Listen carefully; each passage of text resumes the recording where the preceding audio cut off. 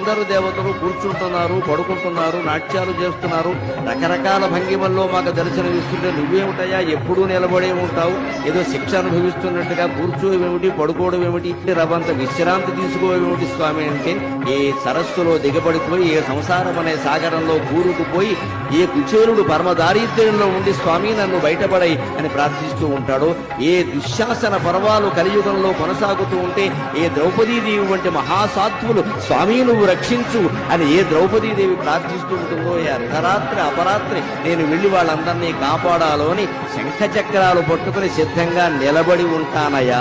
పడుకుంటే లేచి బయలుదేరడం కష్టం కదా, ఎవరికైనా దేవుడికైనా.